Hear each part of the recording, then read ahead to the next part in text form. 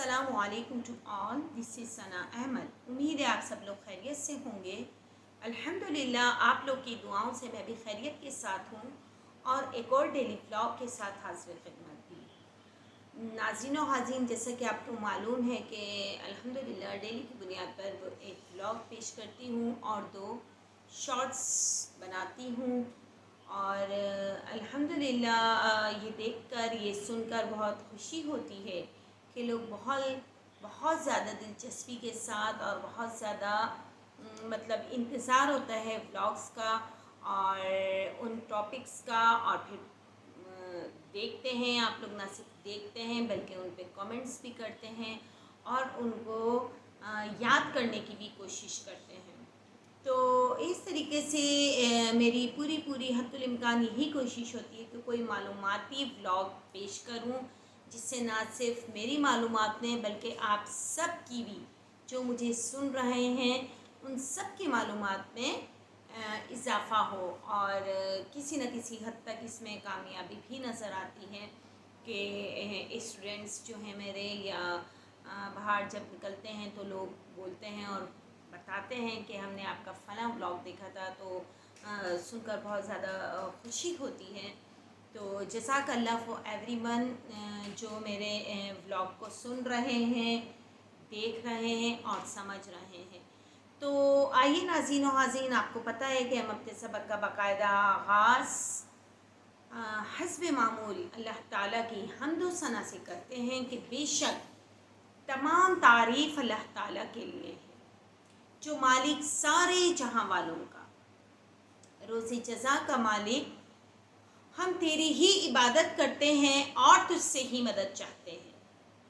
हमको सीधा रास्ता चला, रास्ता उनका जिन पर तूने इनाम किया, ना कि उनका जिन पर गज़ब हुआ और ना बहके होगा। इलाही कबूल फरमा, आमीन सुम्मा आमीन। तो नाज़रीन व हाज़रीन, आज का जो मेरा व्लॉग है वो कुरान मजीद की फ़जीलत और उसका तारुफ़ और कुरान मजीद की अहमियत। जी हाँ, ये कुरान जो अल्लाह ताला ने हमारे नबी पाक सल्लल्लाहु अलैहि वसल्लम पर नाजिल फरमाई है, ये हमारे लिए कितनी ज़्यादा अहमियत की हामिल है, इसका अंदाज़ा हम जब पढ़ते हैं और समझकर पढ़ते हैं तो फिर लगाया जा सकता है कि ये किताब तो सरचश्मा हिदायत है तमाम मुसलमानों के लिए, अहले ईमान के लिए, जो इधर उधर भटकने के बजाय अगर कुरान मजीद को खोल लें तो उसमें हमें ज़िंदगी गुजारने के तमाम उसूल बता दिए गए हैं और किस तरीके कोई बीमारी का इलाज, हर बीमारी का इलाज कुरान मजीद में मुख्तलिफ़ आयतों की सूरत में मौजूद है, मुख्तलिफ़ दुआओं की सूरत में मौजूद है। सिवाय मौत के सिवा बाकी तमाम बीमारियों का इलाज मौजूद है कुरान मजीद में। तो हमें जब कोई भी मुश्किल आती है, कोई भी परेशानी आती है, तो हम इधर उधर इसका तस्करा करने के बजाय सीधा जाकर वज़ू बनाएं और जानमाज पर बैठकर कुरान मजीद की तिलावत शुरू कर दें। आप देखिए, और अपनी तिलावत में तजवीदुल मखारिज का ख़ास तौर पर ख़याल रखें। तो आप देखिए कि आपकी मुश्किलात, आपके मसाइब, आपकी परेशानियाँ कितनी जल्दी ख़त्म होती हैं और अल्लाह ताला आपको कितनी जल्दी सुकून में ले आते हैं। मैं जब परेशान होती हूँ, जब दिल में अजीब वसवसे आ रहे होते हैं और कुछ समझ नहीं आता कि इंसान क्या करे, तो फिर कुरान पाक की तिलावत करती हूँ और उसका तर्जुमा भी पढ़ लें। आप तर्जुमे के साथ कुरान पढ़ेंगे तो यकीन कीजिए नाज़रीन व हाज़रीन, इतना सुकून मिलेगा, इतनी लज़्ज़त मिलती है ना कुरान मजीद को, अगर हम तर्जुमे और तफसीर के साथ पढ़ें तो इंसान के तो वारे न्यारे हो जाते हैं, उसको एक एक बात का इल्म हो जाता है। तो हमें कोशिश करनी है कि कुरान पाक पढ़ें तो पढ़ें, लेकिन उसको तर्जुमे के साथ ज़रूर पढ़ें। तो जो चीज़ आप کو بیان کی جا رہی ہے یا جس چیز کو آپ کو روکا جا رہا ہے یا جس چیز کی طرف اشارہ کیا جا رہا ہے، جب آپ ترجمہ پڑھیں گے تو آپ کے سامنے آٹومیٹک آ جائے گی، اور انشاءاللہ عز و جل آپ کی ہماری تمام پریشانیاں بآسانی دور ہو جائیں گی اس کتاب قرآن پاک کی بدولت۔ تو آج میرا ولاگ اسی پر مشتمل ہے کہ قرآن مجید کی فضائل و اہمیت اور اس کی برکات کتنی زیادہ ہیں، اور اس کی اہمیت ہماری زندگی میں کتنی زیادہ ہے۔ قرآن مجید کا تعارف۔ اعوذ باللہ من الشیطان الرجیم، بسم اللہ الرحمن الرحیم۔ سب سے پہلے تو ہمیں ہر کام شروع کرنے سے پہلے تعوذ تسمیہ پڑھ لینا ضروری ہے۔ وہ اس لیے کہ جب ہم یہ پڑھ لیتے ہیں تو پھر ہم شیطانی وسوسوں سے، شیطان کے جو وار ہوتے ہیں اس سے ہم محفوظ رہتے ہیں، اور اللہ تعالیٰ ہمیں اپنے حصار میں لے لیتا ہے، ہمیں اپنی پناہ میں باندھ لیتا ہے۔ تو ضرور تعوذ اور تسمیہ کو اپنا روز کا معمول بنائیں۔ ہر کام شروع کرنے سے پہلے بسم اللہ پڑھیں۔ اب دیکھیے، گھر میں داخل ہوں بسم اللہ پڑھ کر داخل ہوئیں، گھر کی کنڈی کھولیں بسم اللہ پڑھ کر کھولیں، گھر کی کنڈی لگائیں بسم اللہ پڑھ کر لگائیں، کہیں بیٹھیں بسم اللہ پڑھ کر بیٹھیں، کہیں اٹھیں بسم اللہ پڑھ کر اٹھیں۔ ہر کام میں بسم اللہ کی برکت سے آپ کے وہ کام نہایت آسان ہو جاتے ہیں۔ اب جو میں آپ کے سامنے پیش کروں گی وہ سب سے پہلے قرآن مجید کا تعارف ہے کہ لفظ قرآن کے لغوی معنی ہے پڑھنا، اور قرآن کے معنی پڑھی ہوئی کتاب بھی ہے۔ قرآن کریم کے اصطلاحی معنی ہے اللہ تعالیٰ کا وہ کلام جو حضرت محمد صلی اللہ علیہ وسلم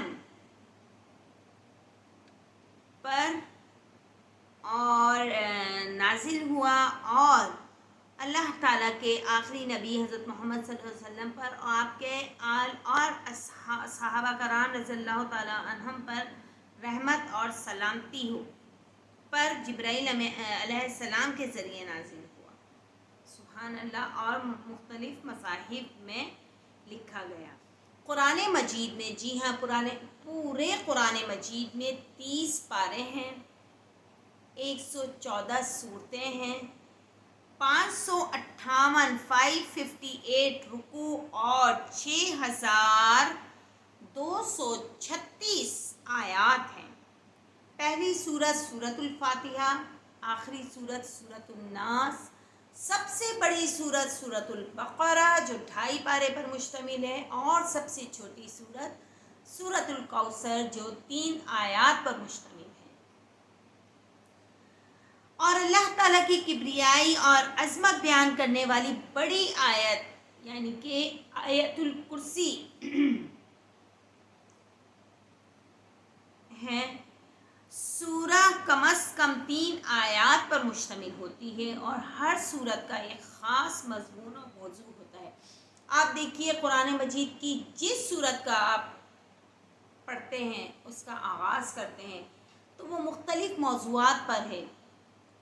کہیں کسی پیغمبر کے قصے ہیں، صحابہ کرام کے قصے ہیں، نبی اولیاء کے قصے ہیں، کسی صورت میں کسی میں اقوام کا ذکر ہے کہ کس طریقے سے اللہ تعالیٰ نے جب اپنے محبوب ترین بندوں کو رسالت کے منصب پر فائز کیا اور انہیں قرآن کریم اور حکمت کی تعلیم دے کر جب بھیجا گیا اب ان کی قوموں میں، تو کس طریقے سے ان کی قوم نے انکار کیا اور عذاب الہی ان پر نازل ہوا۔ یہ سب قرآن مجید میں موجود ہے کہ کون سے نبی کے ساتھ کون سی قوم کون سے نبی کو دی گئی، اور اس قوم نے کیا بدماشیاں کی جس کی بنا پر وہ نیست و نابود ہوئی، اور اللہ تعالیٰ نے ان پر اپنا کس طرح کا عذاب مسلط کیا۔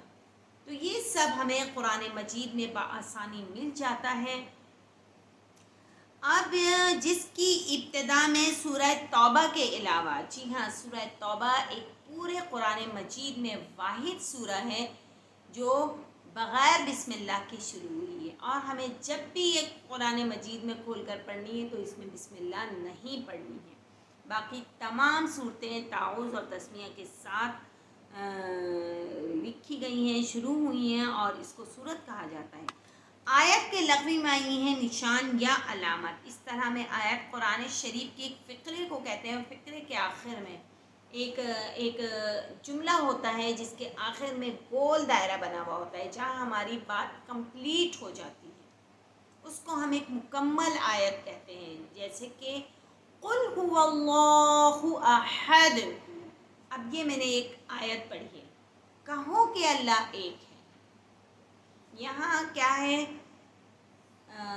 وقف کی علامت ہے، ہم یہاں سانس لے سکتے ہیں، ٹھہر سکتے ہیں، اور تب اسی آیت ہم پڑھ سکتے ہیں۔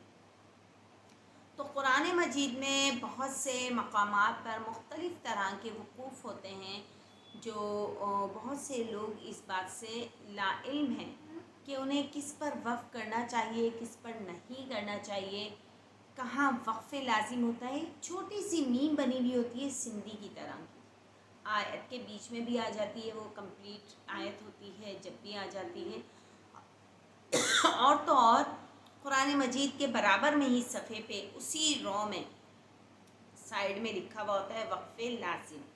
تو یہاں وقف لازم کی میم علامت ہے، یہاں ہمیں لازمی طور پر وقف کرنا ہو، رک جانا ہے، سانس لینا ہے۔ وقف جائز چھوٹا سا جیم بنا ہوا ہوتا ہے، عین ہوتا ہے، طا ہوتا ہے، صاد سرے، مطلب وقف کرنا جائز بھی ہے، اور اگر نہ کریں تو بہتر ہے۔ اسی طریقے سے زا، چھوٹی سی زا لکھی ہوئی ہوتی ہے، یہاں اگر نہ رکیں تو بہتر ہے، رک جائیں تو رخصت ہے، لیکن نہ رکیں تو بہتر ہے۔ پورا ہمیں ایک آیت پوری مکمل صورت میں پڑھ لینی چاہیے۔ اور اسی طریقے سے بیچ میں کہیں سکتہ لکھا ہوا آتا ہے، سکتے میں سکتہ لکھا ہوا آتا ہے، سکتے میں ہمیں ٹھہر جانا ہے، لیکن اپنا سانس نہیں توڑنا، اسی سانس میں ہمیں آگے والا ورڈ پڑھ دینا ہے۔ جیسے میں سکتہ کرتی ہوں، من مرقدنا ھذا، یہاں سکتہ بھی ہے اور وقف لازم کی میم بھی ہے، تو دونوں کام جائز ہیں، وقف لازم بھی کرنا ہے اور سکتہ بھی کرنا ہے۔ من مرقدنا ھذا، اس طریقے سے ہو گیا۔ یا بل رانا، بل ران، یہاں دیکھیے میں بل پہ رک گئی ہوں، لیکن میں نے سانس نہیں لیا اور اسی سانس میں نے رانا پڑھا ہے، تو یہ سکتہ ہے، یہ ہمیں ضرور لازمی طور پر اس طریقے سے کرنا ہے۔ اس طریقے سے قرآن مجید میں بیچ میں لا لکھا ہوا ہوتا ہے، اس آیت کے بیچ میں لام الف لا، اگر کسی بھی آیت کے درمیان میں لا، خالی لا لکھا ہوا ہے، لام الف لا، تو اٹ مینس کہ آپ کو وہاں وقف نہیں کرنا۔ اور ان کیس اگر ہمارا سانس ٹوٹ جاتا ہے، ہم وقف کر لیتے ہیں، تو پھر ہمیں پیچھے سے ہی ملا کر آگے بڑھنا ہے، نہ کہ آگے بڑھ جانا ہے۔ نو، ہم نے جہاں وقف کیا لا پر، لا لکھا ہوا تھا جس ورڈ پہ بھی، پھر ہمیں اسی ورڈ سے آگے بڑھنا ہے۔ تو امید ہے آپ لوگوں کو یہ وقوف سمجھ میں آئے ہوں گے، اور بہت سے وقوف کی جو علامات ہیں اور جو ان کے طریقے ہیں وہ قرآن مجید میں بالکل آخری صفحات پر بھی چھپے ہوئے ہوتے ہیں، تو آپ وہاں سے بھی گائیڈ لے سکتے ہیں، اس کی تجوید و مخارج بھی لکھے ہوئے ہوتے ہیں، وہاں سے گائیڈ لے سکتے ہیں۔ اور بہت سے ورڈز قرآن مجید میں ایسے ہیں جو لکھے ہوئے کچھ اور ہوتے ہیں، لیکن ہمیں ان کی پروننسیشن الگ کرنی ہوتی ہے، ان کی ہجے بھی الگ ہو جاتی ہیں، تو یہ چیز ہمیں دیکھ کے سمجھ کر پڑھنی ہے، اور آپ قرآن مجید میں پچھلے اور آپ بدل کر پلٹ کر آپ یہ سب کچھ وہاں سے فائنڈ آؤٹ کر سکتے ہیں۔ اب قرآن مجید کے نام، جی ہاں، جس طریقے سے قرآن مجید کا اصل نام یہی القرآن ہے، مطلب القرآن، قرآن مجید کا اصل نام کیا ہے؟ القرآن۔ جس طریقے سے میرا اصل نام ثنا، یا آپ کا اصل نام جو بھی ہوگا وہ ہوگا، باقی تو بیچ میں نک نیمز آ جاتے ہیں، وہ قرآن مجید کا جو اصل نام ہے وہ القرآن ہے۔ لیکن علماء کرام نے اس کے علاوہ بھی بہت سے سارے نام شمار کیے ہیں جو قرآن مجید میں مذکور ہیں، اور ان میں سے چند مشہور ناموں کا میں یہاں ذکر کر دیتی ہوں۔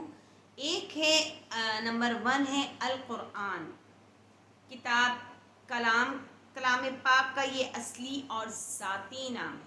نمبر 2 ہے الفرقان، حق و باطل میں فرق کرنے والی کتاب۔ نمبر 3 الذکر، نصیحت کرنے والی کتاب۔ نمبر 4 الکتاب، خاص کتاب یعنی اللہ تعالیٰ کی کتاب قرآن مجید۔ الہدا، راہ دکھانے والی کتاب۔ النور، روشنی والی کتاب۔ الحق، ثابت شدہ کتاب۔ الشفا یعنی جسمانی اور روحانی بیماریاں ختم کرنے والی کتاب۔ اور التنزیل، اتاری ہوئی کتاب یعنی نازل کی ہوئی کتاب۔ سبحان اللہ۔ اب نزول قرآن ہے کہ قرآن مجید اللہ تعالیٰ کا ازلی و ابدی کلام ہے، جو ازل سے ابد تک ہے اور ویسا ہی رہے گا جیسے اللہ پاک نے اتارا ہے۔ اس میں کسی قسم کی کوئی بھی شخص رد و بدل کرنے کے قابل نہیں اور نہ ہم کر سکتے ہیں۔ ایون زیر زبر پیش کو بھی نہیں ہم بدل سکتے ہیں، نہ کسی ورڈ کا اضافہ کر سکتے ہیں، نہ اس میں لکھے ہوئے ورڈ کی کمی کر سکتے ہیں۔ جو ورڈز جیسے زیر زبر پیش کے ساتھ اتر آئیں ہمیں ویسے ہی ادا کرنے ہیں۔ اگر کوئی اس سے انکاری ہے تو پھر وہ دائرہ اسلام سے خارج ہے۔ اسی طریقے سے جو لوح محفوظ میں موجود ہے، چنانچہ اللہ تعالیٰ نے فرمایا بل ہوا قرآن مجید فی لوح محفوظ، سورۃ البروج کی آیت نمبر 22 ہے۔ ترجمہ یہ کوئی معمولی کلام نہیں بلکہ یہ قرآن عظیم الشان کتاب ہے، لوح محفوظ میں ہے، لوح محفوظ میں لکھا ہوا۔ قرآن کریم لوح محفوظ سے زمین پر نزول کے 2 مراحل میں پہنچا ہے۔ پہلا مرحلہ مکمل قرآن کریم دنیا والے آسمان پر بیت العزہ میں نازل ہوا۔ اس سلسلے میں سورۃ القدر میں ارشاد باری تعالیٰ ہے، سورت پڑھ دیتی ہوں میں اس کی آیت، اِنَّا أَنزَلْنَاهُ فِي لَيْلَةِ الْقَدْرِ، اور بے شک ہم نے قرآن کو شب قدر میں نازل کیا۔ دوسرا مرحلہ اس کے بعد ضرورت اور موقع کی مناسبت سے وقتاً فوقتاً حضرت جبرائیل علیہ السلام اللہ تعالیٰ کے حکم سے حضرت محمد صلی اللہ علیہ وآلہ وسلم پر مختلف آیتوں اور صورتوں کی صورت میں لاتے تھے، جو بتدریج 22 برس اور کچھ ماہ میں نازل ہوا۔ جی ہاں، قرآن مجید ایک ساتھ نازل نہیں ہوا تھا، بلکہ اللہ تعالیٰ تھوڑا تھوڑا کر کے کبھی ایک صورت، کبھی ایک آیت، کبھی ایک مکمل صورت، کبھی چند الفاظ کی صورت میں، قرآن کے الفاظ کی صورت میں وحی کے ذریعے حضرت جبرائیل امین کے ذریعے نازل ہوتا تھا۔ آپ حضرت جبرائیل علیہ السلام وحی کے ذریعے قرآن مجید کی صورتیں آیتیں لے کر آتے تھے آپ صلی اللہ علیہ وآلہ وسلم کے پاس، اور آپ صلی اللہ علیہ وآلہ وسلم کسی کاتب کو بلا کر لکھوا لیتے تھے اور اس کو سن کر یاد کر لیتے تھے۔ حالانکہ آپ صلی اللہ علیہ وآلہ وسلم امی تھے۔ امی کسے کہتے ہیں؟ جس نے کسی سے لکھنا پڑھنا نہ سیکھا ہو، لیکن اللہ تعالیٰ نے آپ کو تمام مخلوقات میں سب سے زیادہ علم عطا کیا تھا۔ سبحان اللہ۔ تو یہ فضیلت ہمارے نبی پاک صلی اللہ علیہ وآلہ وسلم کے پاس ہے کہ آپ صلی اللہ علیہ وآلہ وسلم کو اللہ تعالیٰ نے پڑھایا۔ سبحان اللہ۔ تو آپ صلی اللہ علیہ وآلہ وسلم حالانکہ امی تھے، آپ نے پڑھنا لکھنا کسی سے نہیں سیکھا تھا، لیکن اللہ تعالیٰ نے آپ کو تمام مخلوق میں سب سے زیادہ علم عطا کیا تھا۔ آپ کے پاس ہر چیز کا علم تھا، جو اللہ تعالیٰ نے دینا چاہا وہ آپ کو دیا اور آپ نے اس کو اپنے سینے میں محفوظ کر لیا۔ تو یہاں بات ہوتی ہے کہ جو قرآن مجید ہے وہ تقریباً 23 برس میں مکمل ہوا۔ کوئی نہیں کہہ سکتا کہ وقتاً فوری 1-2 مہینے میں نازل ہو گیا، جی نہیں، تقریباً کم و بیش 23 برس میں مکمل ہوا، اور اس میں 22 برس اور کچھ ماہ میں نازل ہوا، ہاں تقریباً 23، جس میں سے 12 سال کچھ مہینے مکہ مکرمہ میں ہجرت سے پہلے نازل ہوا اور باقی ہجرت مدینہ منورہ میں نازل ہوا۔ سبحان اللہ۔ اچھا، اس میں تدریجی نزول، قرآن کریم کے نزول کا دوسرا جو مرحلہ تدریجی یعنی مرحلہ وار کہلاتا ہے۔ ارشاد باری تعالیٰ ہے، اور ہم نے قرآن کو تھوڑا تھوڑا کر کے نازل کیا ہے تاکہ تم اس کو خوب ٹھہر ٹھہر کر پڑھ کر سناؤ، اور ہم نے اس کو آہستہ آہستہ اتارا ہے۔ سورہ مزمل میں ارشاد ہے وَرَتِّلِ الْقُرْآنَ تَرْتِیلًا، اور اس کو خوب ٹھہر ٹھہر کر پڑھو۔ اب دیکھیے قرآن مجید کے تدریجی انداز میں نزول کی درجہ ذیل حکمتیں ہیں۔ قرآن کریم یاد کرنا آسان ہو گیا، اگر ایک ساتھ ہو جاتا، ایک ساتھ پورے کا پورا اتار دیا جاتا تو ممکن ہے اس کو یاد کرنے میں کافی دشواری پیش آتی۔ تھوڑا تھوڑا کر کے، جیسے ہم کوئی بھی چیز یاد کر لیتے ہیں تو ایک بہت بڑا کویسچن ہوتا ہے جس کا آنسر بہت بڑا ہوتا ہے، کویسچن تو ایک چھوٹا سا ہوتا ہے لیکن اس کا آنسر اگر بہت بڑا ہے تو ہم اس کو پھر پوائنٹس کی صورت میں یاد کر لیتے ہیں، تھوڑا تھوڑا کر یاد کرتے ہیں۔ تو قرآن مجید بھی یاد کرنا آسان ہو گیا جب تھوڑا تھوڑا اترا۔ مختلف احکامات جو قرآن مجید میں موجود ہیں، انسانی طبیعتوں کو ان پر عمل کے لیے رفتہ رفتہ آمادہ کیا گیا۔ اگر ایک دفعہ تمام احکامات نازل ہوتے تو قدیم عادات کو ترک کرنے اور نئے احکام پر لوگوں کے لیے عمل کرنا بڑا مشکل اور دشوار ہو جاتا۔ مخالف لوگوں کی تکلیفیں اور اذیتیں جب حد سے بڑھ جاتی تھیں اور پھر کوئی وحی نازل ہوتی تھی تو وہ مسلمانوں کی دلوں کے لیے باعث تسکین بنتی تھیں۔ مختلف اوقات میں لوگوں کی طرف سے سوالات پوچھنے پر ان کا بروقت جواب دینے سے قرآن کریم کی حقانیت ثابت ہوتی ہے۔ لوح محفوظ سے مراد وہ تختی یا کتاب جو ہر طرح کی دستبرد سے محفوظ ہو اور تمام احکام و فرامین اور کلمات الہی کا مصدر ہے۔ بیت العزت، یہ آسمان دنیا میں وہ جگہ ہے جہاں قرآن مجید کو لوح محفوظ سے ایک بارگی میں اتارا گیا، پھر آسمان دنیا یعنی بیت العزت سے تھوڑا تھوڑا کر کے حضور پاک صلی اللہ علیہ وآلہ وسلم پر اتارا گیا یعنی نازل ہوا۔ مکی و مدنی صورتوں کا تعارف اور ان کی خصوصیات۔ قرآن مجید کی صورتوں کو نزول کے اعتبار سے 2 درجوں میں تقسیم کیا گیا ہے، 2 حصوں میں تقسیم کیا گیا ہے۔ وہ آیات یا صورتیں جو ہجرت مدینہ سے قبل نازل ہوئیں وہ مکی کہلاتی ہیں، اور جو ہجرت مدینہ کے بعد نازل ہوئیں وہ مدنی کہلاتی ہیں۔ اس اعتبار سے مکی صورتوں کی تعداد 86 اور مدنی صورتوں کی تعداد 28 ہے، اور اس طریقے سے 114 صورتیں بن گئی۔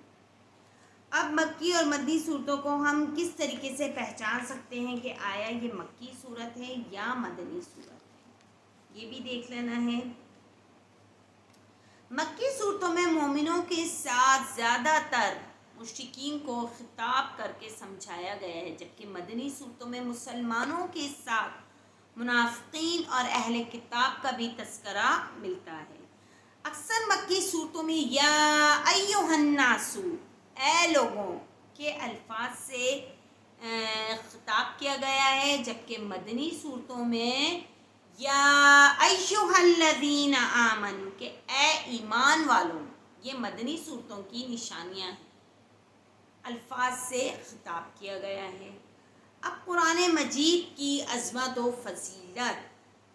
قرآن مجید اللہ تعالیٰ کی طرف سے نازل کرتا آخری الہامی کتاب ہے۔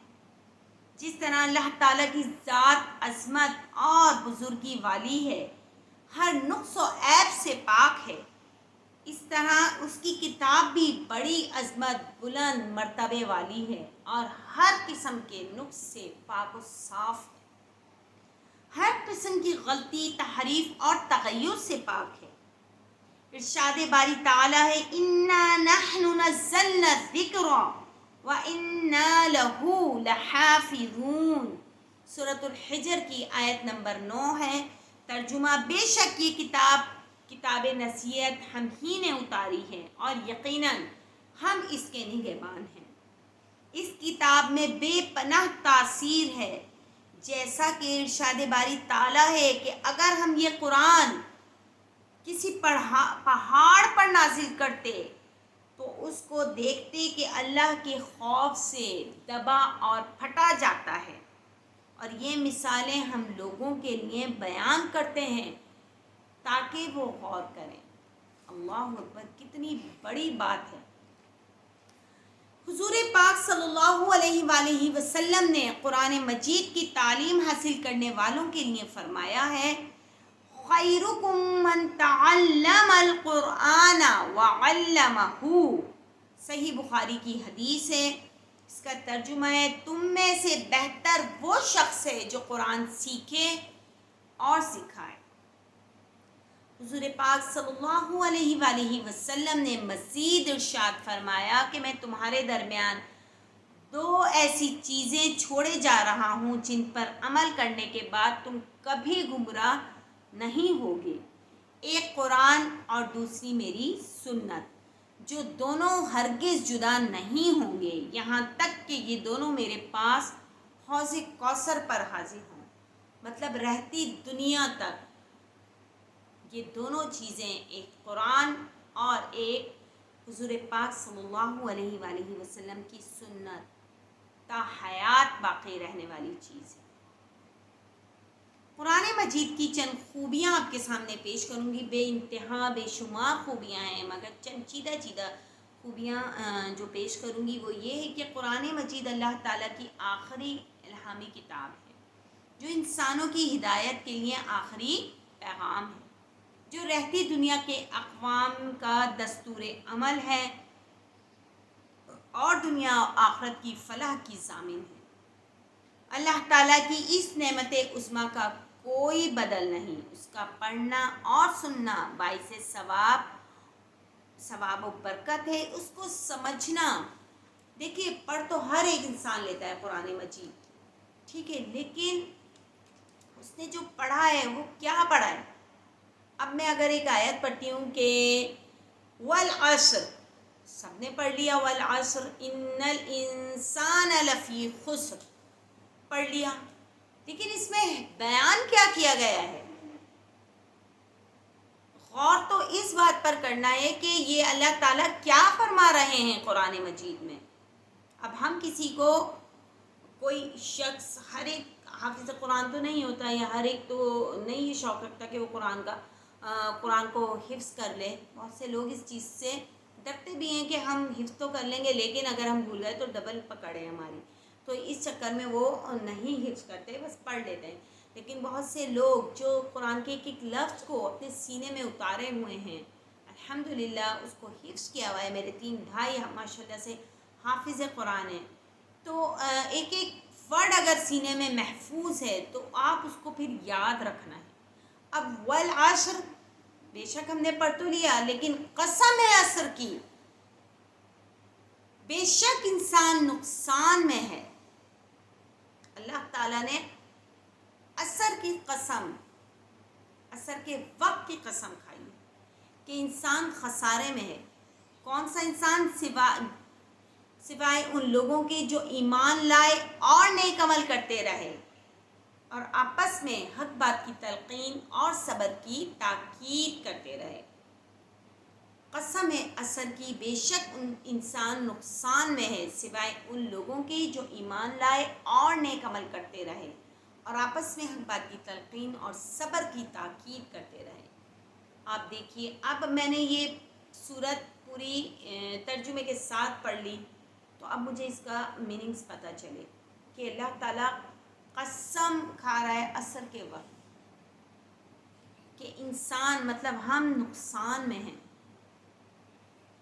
ہم نمازیں نہیں پڑھتے، ہم قرآن نہیں پڑھتے اور ہم بے صبر ہیں۔ صبر کی تلقین ہے، اللہ تعالیٰ کہتا ہے صبر کرو۔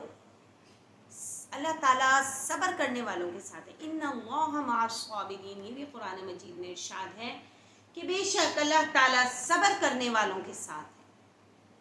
تو یہاں بیان ہے کہ اس کو سمجھنا، اس کی باریکیوں پر غور و فکر کرنا باعث ہدایت و سعادت و ثواب دارین ہے، جبکہ اس کی تعلیمات پر عمل کرنا، دوسروں کو سنانا اور اس کی برکات سے محروم لوگوں تک اس کو پہنچانا بہت بڑی نیکی اور حصول سعادت دارین کا موجب ہے۔ مطلب وہ لوگ جو قرآن پاک نہیں پڑھ سکتے، ہمیں چاہیے کہ ان کے سامنے بیٹھ کر قرآن پاک کی تلاوت کریں، ان کو سنائیں، ان کو پڑھائیں، تو کہیں نہ کہیں ان کے دل میں کلک ہوگی اور وہ ضرور پھر اس کی تعلیم کی جانب آگے بڑھیں گے کہ اول تعلیم تو قرآن ہے۔ آپ دیکھیے، قرآن سب سے پہلا سوال نماز اور قرآن کا ہے، قبر میں سب سے پہلا سوال۔ لیکن ہم جب پڑھیں گے تو ہمیں پتہ چلے گا نا، اگر ہم اس کو عربی پڑھتے جا رہے ہیں اور ہمیں سمجھ تو کچھ نہیں آ رہی، تو پھر کیا فائدہ؟ ایک لفظ پڑھیں لیکن اس کو ترجمہ اور تفسیر کے ساتھ پڑھیں اور اس پر عمل کریں، تو آپ نے ایک قرآن کو پڑھنے کا حق ادا کر دیا۔ اب قرآن مجید کا عربی زبان میں نازل ہونا، اللہ تعالیٰ چاہتے تو قرآن مجید کو کسی بھی لینگویج میں نازل کر سکتے تھے، لیکن اللہ تعالیٰ نے عربی زبان کو ہی کیوں منتخب کیا؟ کیونکہ یہ بہت آسان زبان ہے۔ عربی زبان بہت آسان، دوسری لینگویج سے سب سے زیادہ آسان زبان عربی ہے۔ اور ارشاد باری تعالیٰ ہے اِنَّا أَنزَلْنَاهُ قُرْآنًا عَرَبِيًّا لَعَلَّكُمْ تَعْقِلُونَ۔ سورہ یوسف کی آیت نمبر 2 میں نے پڑھی ہے، جس کا ترجمہ ہے ہم نے اس قرآن کو عربی میں نازل کیا ہے تاکہ تم لوگ سمجھ سکو۔ اللہ تعالیٰ کو معلوم تھا، اللہ تعالیٰ تو غیب کا ہی جانتا ہے، اللہ تعالیٰ کو معلوم ہے کہ میرا بندہ کیا چیز آسانی سے پڑھ سکتا ہے اور کس چیز میں اس کو دشواری پیش آ سکتی ہے۔ چنانچہ اللہ تعالیٰ نے جو قرآن مجید کو عربی زبان میں نازل کیا ہے تو وہ اللہ تعالیٰ نے بہت زیادہ سوچ سمجھ کر ہم مسلمانوں کی آسانی کے لیے نازل کیا ہے۔ اور الحمدللہ ہر پڑھا لکھا شخص، ہر جاہل شخص آرام سے قرآن پاک کو پڑھ سکتا ہے۔ قرآن کریم اللہ تعالیٰ کا وہ کلام ہے جو صدیوں سے اسی طرح پڑھا جا رہا ہے جس طرح وہ اپنے نزول کے وقت پڑھا جاتا تھا، اور جس کا خاص سبب اس کا عربی زبان میں ہونا اور خاص طرز بیان ہے۔ سبحان اللہ۔ انداز و اسلوب میں منفرد ہونا قرآن کریم کی سب سے زیادہ بڑی فضیلت یہ ہے کہ یہ اللہ تعالیٰ کا کلام ہے۔ بے شک یہ اپنے انداز و اسلوب میں منفرد ہے، یہ بے حد دلکش اور روح میں اتر جانے والی کتاب ہے۔ اس کے مضامین اور موضوعات میں کوئی تضاد اور تفاوت نہیں ہے۔ یہی بات اس کے برحق ہونے کے لیے کافی ہے۔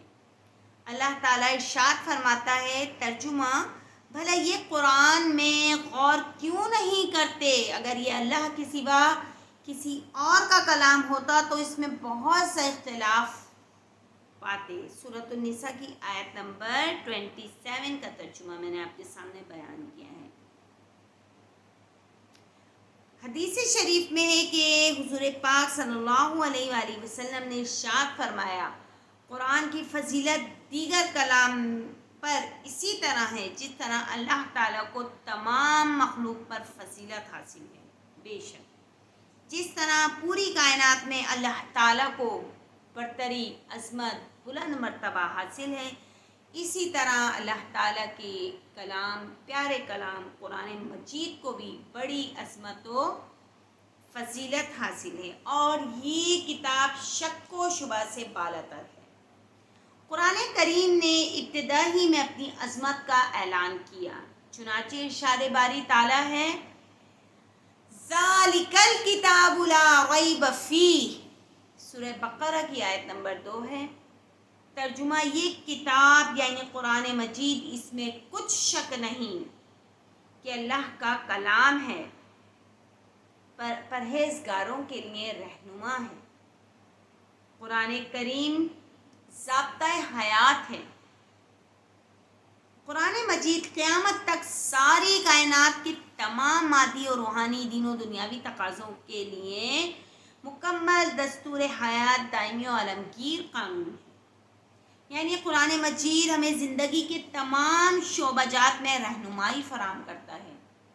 وہی جو میں نے اپنے بلاگ کے سٹارٹ میں بتایا تھا کہ ہم اگر کسی بھی مشکل میں گرفتار ہیں، کسی بھی بیماری میں، اللہ نہ کرے ہم پر بیماری نے ہمیں گھیر لیا ہے، تو ہمیں سب سے پہلے قرآن کا سہارا لینا ہے، نہ کہ ڈاکٹرز کا، نہ کہ ادھر ادھر جائیں اور اپنی مشکلات پریشانیوں کا تذکرہ کریں۔ آپ قرآن کریم پڑھیں، کھولیں، اس پیاری کتاب کو اپنا دوست بنا لیں اور اس سے باتیں کریں۔ یہ سب ہم باتیں، ہمارے ہاتھ میں ایک کتاب ہے، ہم اس سے نہیں، اللہ تعالیٰ سے باتیں کریں، اور اللہ تعالیٰ ہم سے باتیں کر رہے ہیں۔ سبحان اللہ۔ ناظرین و حاضرین، دیکھا آپ نے کہ کس طریقے سے قرآن مجید میں ہمیں تمام اخلاقی تعلیمات حاصل ہو جاتی ہیں، اور ہم اپنی زندگی کو معاشی اور اقتصادی طور پر نہایت مضبوط اور مستحکم بنا سکتے ہیں۔ قرآن پاک کی بدولت، قرآن پاک کو پڑھ کر، اس کو سمجھ کر، اس پر عمل کر کر ہم اپنی زندگی کو نہایت آسان، سہل اور اسلامی اقدار پر چلا سکتے ہیں۔ قرآن مجید کے حقوق و آداب۔ قرآن مجید ایک بابرکت کتاب ہے، اس کی شان عام کتابوں سے بڑھ کر ہے، اس لیے مسلمانوں پر اس کے حقوق و آداب عائد ہوتے ہیں۔ آپ دیکھیے ناظرین و حاضرین، بچوں سے بلکہ بڑوں سے بھی اللہ اکبر کہ ہم سے خدا نخواستہ ہو جاتا ہے، کبھی قرآن مجید شہید ہو جاتا ہے، گر جاتا ہے ہم سے، اللہ اکبر، تو قرآن پاک کا گرنا ایسا ہے جیسا کہ ہم پر ایک پہاڑ ٹوٹ گیا ہو۔ آپ ایک قاعدہ بھی، میں بچوں کو قاعدہ پڑھاتی ہوں، اگر بچوں کے ہاتھ سے قاعدہ بھی گر جائے تو کیا ہو جاتا ہے کہ میں بچوں کو فوری بولتی ہوں اس کو چومیں، اس کو سینے سے لگائیے، کیونکہ اس کا گرنا، اس کا شہید ہونا ایسا ہے جیسے کہ ہمارے سر پر کوئی بہت بڑا پہاڑ ہے جو گرا دیا گیا ہو، تو ہمیں کتنی تکلیف ہوگی۔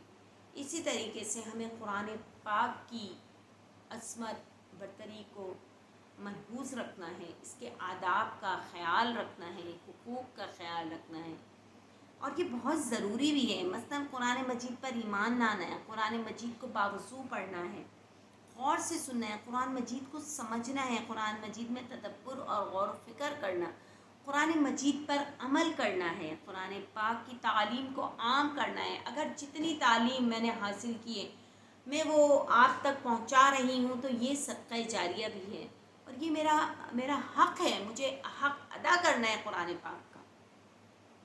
قرآن مجید کے نظام کو انفرادی اور اجتماعی سطح پر نافذ کرنا ہے، لہٰذا ہمیں چاہیے کہ قرآن پاک کے احکام پر زندگی گزارنے کی کوشش کریں، اس کی تعلیمات پر عمل کریں۔ جی ہاں، آخر میں اللہ تعالیٰ سے یہی دعا ہے کہ اللہ پاک ہمیں ہماری زندگی کو قرآن مجید کے اصولوں پر چلنے کی توفیق عطا فرمائے، اور ہماری زندگی کا، ہماری جو عمر ہے اس کا ایک ایک لمحہ ہم قرآن پاک کی جو تعلیمات ہیں ان پر عمل کر کے گزاریں، تو ہماری زندگی نہ صرف سہل آسان ہو جائے گی بلکہ ایک کامیاب معاشرتی زندگی گزرے گی ہماری، اور دین اور دنیا دونوں میں راج کرے گی، اور دونوں میں کامیابی حاصل ہے۔